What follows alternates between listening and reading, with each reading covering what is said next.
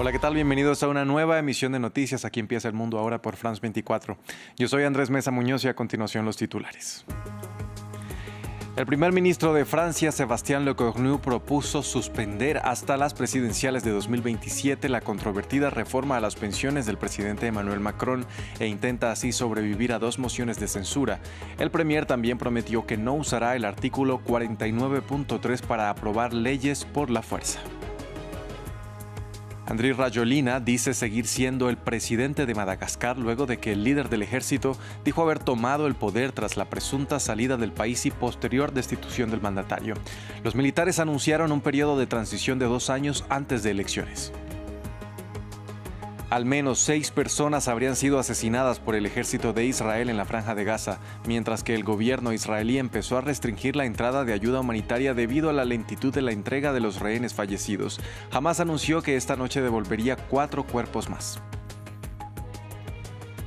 Y a propósito de la decisión del gobierno francés de suspender la reforma a las pensiones hasta 2027, en nuestra crónica de economía con Daniela Blandón haremos un repaso al proyecto aprobado a la fuerza en 2023 y les contamos cómo está Francia frente a otros países en materia de jubilación.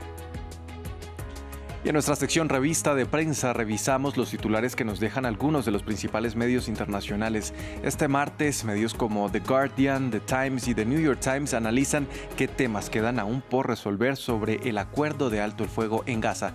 ¿Qué nos dicen? Enseguida lo vemos con el Mariángulo. Empezamos.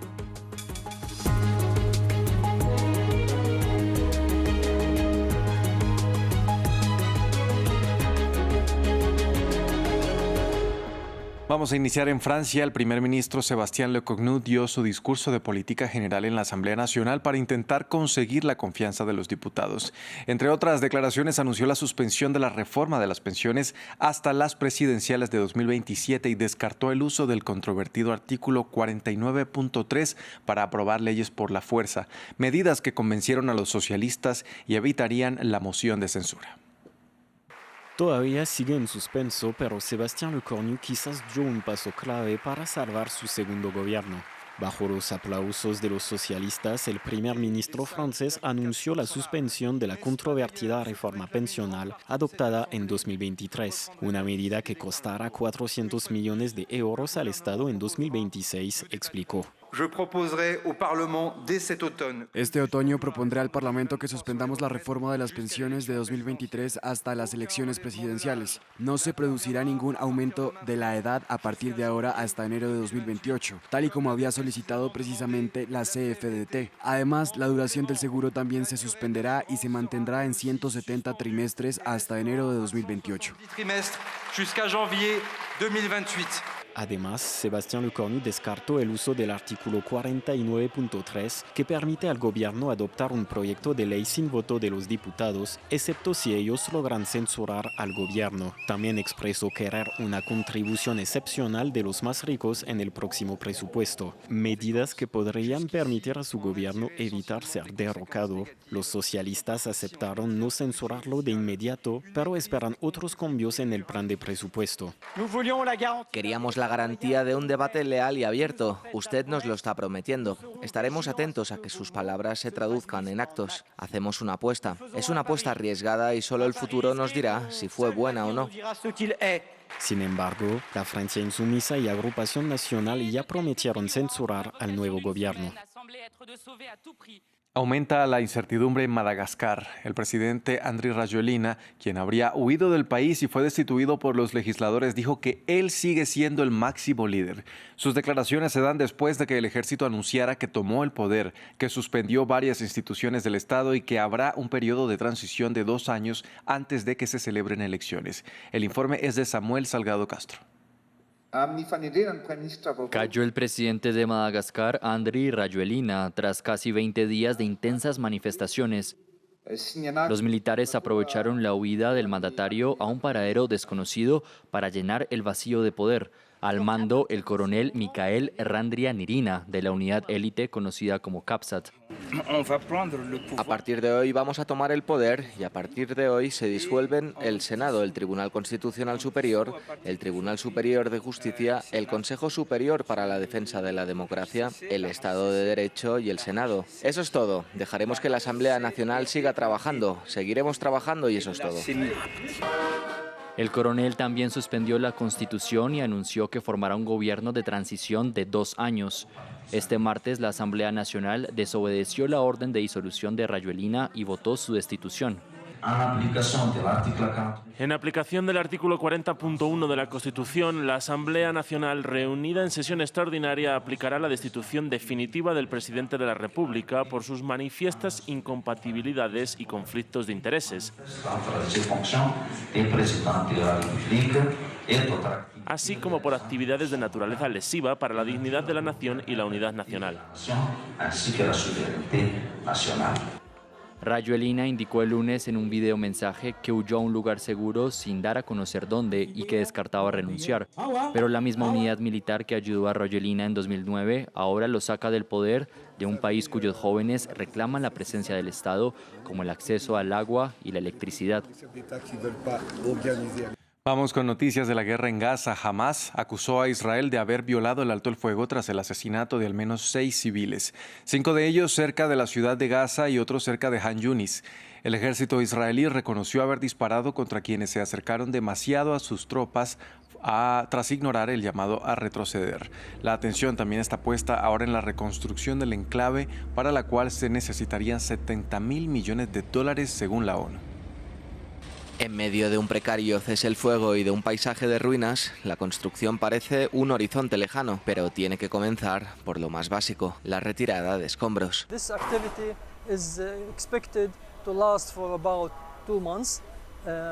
Se prevé que esta actividad dure unos 2 meses. No disponemos de suficiente equipo, cargadoras ni excavadoras para llevar a cabo este trabajo, por lo que contamos con la ayuda del sector privado. Por eso es posible que lleve algún tiempo. Hoy comenzamos con la ayuda del Comité Catarí, que está empezando a apoyar al municipio de Gaza para abrir las carreteras. Según las autoridades gazatíes, el 90% de las calles están completa o parcialmente destrozadas por la guerra y según la ONU el coste total de la reconstrucción será severo. La evaluación rápida de daños y necesidades realizada conjuntamente por la ONU, la Unión Europea y el Banco Mundial estima que se necesitan $70.000 millones para la reconstrucción de Gaza. Eso significa que también en los próximos 3 años se necesitarán alrededor de $20.000 millones. Un cese el fuego que permite a los palestinos recuperar cadáveres y reconstruir el enclave, porque aunque el futuro de Gaza siga en una mesa de negociación para abordar las siguientes fases del fin de la guerra, sus ciudadanos deben poder habitarla. El plan de cese el fuego de Trump, aprobado por Hamás e Israel, es evasivo sobre la reconstrucción. Menciona reconstruir y revitalizar la franja con un panel de expertos, además de propuestas de inversión que crearían empleos. También puso puño y letra. Su plan dice textualmente: nadie será obligado a abandonar Gaza y animaremos a la gente a quedarse. De otro lado, funcionarios israelíes afirmaron que el gobierno decidió restringir la entrada de ayuda humanitaria, cortando el paso a través de Rafah, debido a la lentitud de Hamás para entregar a los rehenes muertos. Según los términos del acuerdo de alto el fuego, el grupo islamista debía devolver los restos de los 28 rehenes israelíes asesinados. Sin embargo, solo ha regresado a Israel 4 cuerpos, aunque recientemente Hamás informó que devolvería 4 más durante la noche de este martes.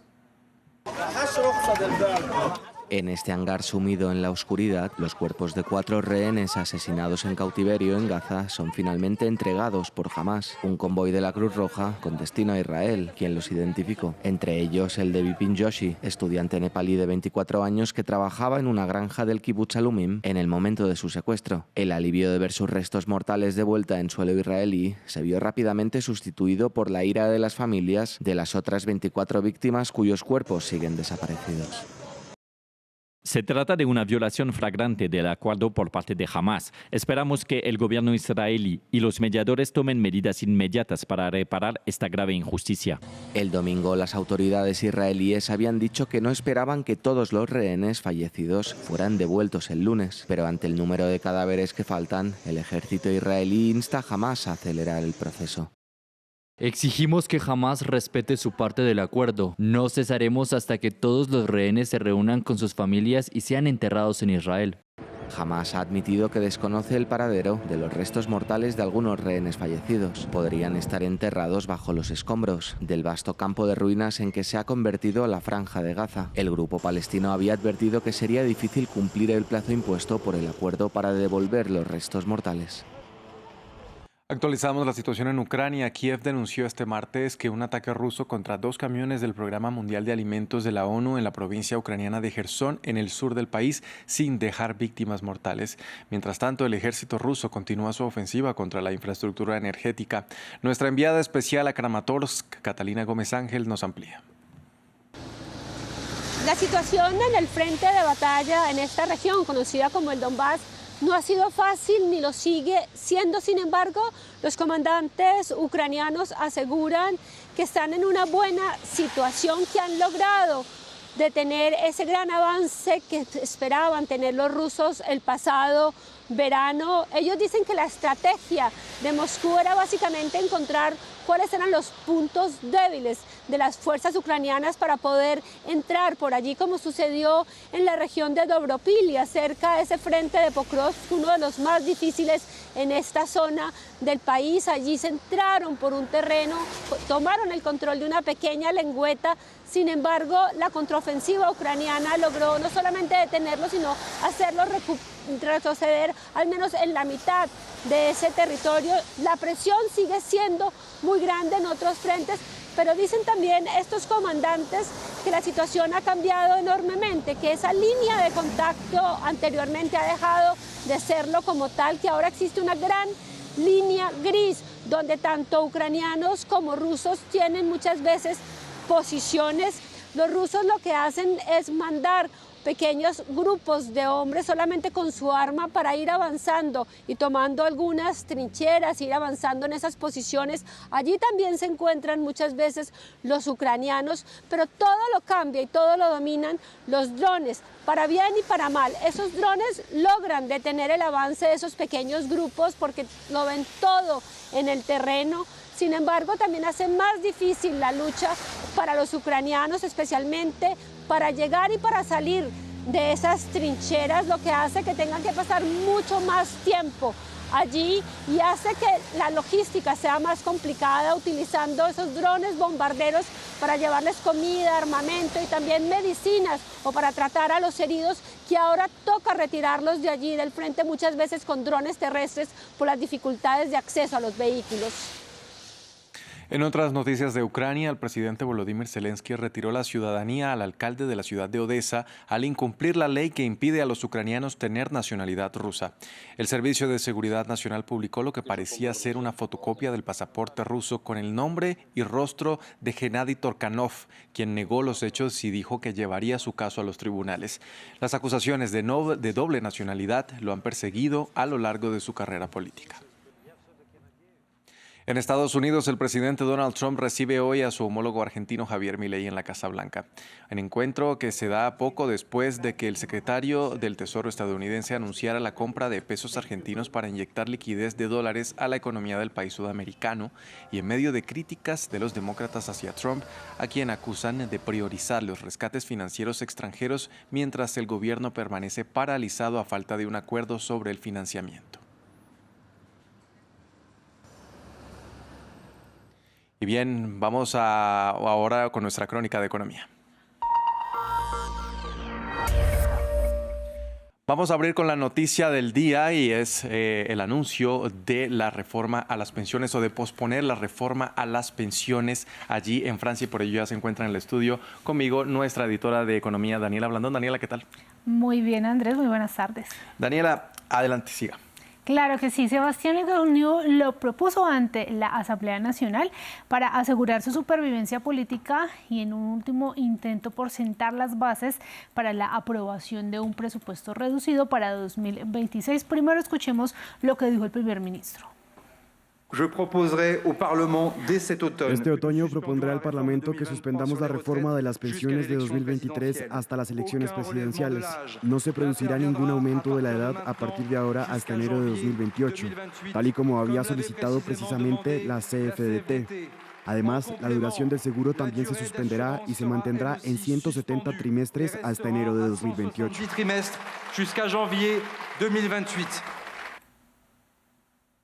Bien, Daniela, ahora, ¿cuáles son los puntos clave de la reforma? Bueno, esta reforma de pensiones de 2023, que fue aprobada en ese momento casi que a la fuerza, eleva la edad de jubilación en Francia, primero de 62 a 63 años, esto para finales del 2027, y de 64 años a los, y a los 64 años a partir de 2030. Además, el periodo de cotización se incrementaría gradualmente de 41,5 a 43 años. Con la reforma de Macron se adelanta el objetivo a 43 años porque antes era a 2035 y se está adelantando a 2027. Todo esto es lo que quedaría suspendido, porque esto es una propuesta que está haciendo hasta ahora el primer ministro.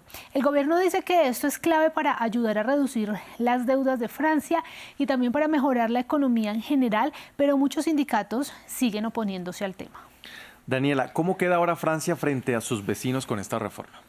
Vamos a ver en el siguiente gráfico, porque esto es bien interesante, Andrés. Este plan de pensiones acerca a Francia a sus vecinos de la Unión Europea, ya que junto con Grecia tiene actualmente la edad legal de jubilación más baja del bloque, donde la media es de 64,8 años. Acá vemos algunos solamente de los países, como Francia es uno de los que, o el que más baja tiene la edad de pensión. Alemania está en 65,8 y planea llevarlo a 67 años. Países Bajos planea llevarlo también a 67 años, y estamos hablando de que en Dinamarca están en este momento en 67 y van para los 69 años de pensión. Eso es considerado por los franceses como un beneficio social muy preciado. Una jubilación comparativamente más baja y también una alta esperanza de vida, que significan que los franceses pasan más tiempo jubilados que los ciudadanos de muchos otros países, eso según datos de la Organización para la Cooperación y el Desarrollo Económicos, la OCDE, que calcula que un hombre francés suele pasar un poco más de 23 años pensionado, solamente superado por 24 años de los luxemburgueses y muy por encima de los 20 años que pasa un hombre pensionado en Reino Unido y en Alemania. Daniela, ahora, ¿por qué cree el gobierno que requiere cambios en las pensiones? Bueno, porque hoy la brecha en lo que recibe un francés pensionado y lo que recibía antes de pensionarse es más baja que en otros países. Esto es una buena noticia para los trabajadores franceses. Entonces, un ciudadano se jubila en promedio con casi 3/4 partes de sus ingresos de antes de la pensión. En Reino Unido esa proporción es del 58% y en Alemania es del 53%, según la OCDE. Pero toda esa generosidad tiene un costo. Francia destina, lo vemos acá, casi el 14%, el 12,4% de su Producto Interno Bruto a su sistema de pensiones, que casi todo es público. Esto es casi el doble del promedio de la OCDE, que destina un 7,7%, y de Italia y Grecia, pues que gastan más. Pero esta es una carga que Francia no puede soportar debido al altísimo déficit. Recordemos que está en 5,9% del PIB frente al 3% del PIB que recomienda la OCDE. Daniela, otro de los anuncios del Ecocnut tiene que ver con impuestos. El primer ministro tiene sobre sus hombros el peso de un presupuesto que no los va a dejar contentos a todos, pues tiene que reducir el déficit, y ya hemos dicho en varias ocasiones acá cómo se cierra un déficit: con menos gastos o con más impuestos, o en últimas con más deuda. Le Cornu anunció que solicitará la creación de una contribución especial para las grandes fortunas y que hará cambios en los impuestos. También hay recortes de impuestos para las pequeñas y medianas empresas. Habrá aumentos de impuestos específicos y excepcionales para ciertas empresas muy grandes. Recortes de impuestos por un lado, aumentos de impuestos por otro, para distribuir mejor la carga entre los contribuyentes y mantener el control sobre nuestras ya muy elevadas contribuciones obligatorias para financiar nuestro modelo de redistribución en beneficio de los más pobres. Hoy de por sí Francia ya recibe bastante dinero en impuestos y si lo comparamos con su Producto Interno Bruto equivale a un 44%, mucho más que Alemania y que el promedio de la OCDE. Si se compara con Estados Unidos, por ejemplo, donde los impuestos representan el 25% del PIB, o con México, donde el 18% del PIB le ingresan al Estado, al gobierno en impuestos, pues es mucho mayor esa proporción, así que también tiene, digamos, una limitante para subir más los impuestos. Daniela, y es que hasta el Nobel de Economía habló sobre la situación en Francia. El economista francés Philippe Aghion ganó junto con el estadounidense israelí Joel Mokyr y el canadiense Peter Howitt el Premio Nobel de Economía por su trabajo sobre cómo la innovación puede impulsar el crecimiento económico y elevar el nivel de vida en todo el mundo. Pero él expresó su esperanza, Aghion, que es el francés, su esperanza de que este nuevo gobierno se mantenga y pueda aprobar un presupuesto. Espero que haya un acuerdo, porque la tragedia para Francia es experimentar inestabilidad política. Si hay otra moción de censura, sería dramático para Francia. Nuestros tipos de interés seguirán subiendo, nuestro diferencial seguirá subiendo. Sería dramático. Debemos evitar por completo eso y llegar a un presupuesto. No creo que podamos ahorrar 40.000 millones de euros. Creo que podemos llegar a 25 o 30.000 millones, pero creo que es posible. Finalmente, Daniela, ¿cómo reaccionaron los mercados? Las acciones europeas cayeron en general este martes, con excepción de Londres y de Madrid, lastradas por el nuevo nerviosismo ante las tensiones comerciales entre Estados Unidos y China, mientras los inversionistas centraban su atención, desde luego, en Francia. Ahora, escuchábamos acá al Premio Nobel de Economía cómo hablaba de ese diferencial de Francia, pues el rendimiento del bono francés a 10 años tocó su mínimo en más de un mes hoy, y el diferencial del que él hablaba con el bono alemán fue el más estrecho desde el 16 de septiembre. ¿Cuál es este diferencial? Que parece bastante macroeconómico. Un país emite bonos y paga ciertos intereses. Los intereses de Francia hoy son más altos que los que paga Alemania, porque Alemania es una inversión más segura que la de Francia. De más riesgo tiene el país, pues más tiene que pagar en intereses a los que compran sus bonos. Pues esa brecha se redujo hoy un poquito debido a que los inversionistas están, aplaudiendo que haya cierta estabilidad en Francia. Bien, Daniela, muchas gracias por las noticias de la economía. Nos vemos mañana nuevamente. Claro que sí, aquí estaremos. Pasamos ahora a nuestra revista de prensa. Y para conocer lo que dicen los principales medios de comunicación alrededor del mundo, saludo a esta hora en el estudio a mi compañera El María Angulo. ¿Qué tal? Feliz día para ti, Andrés.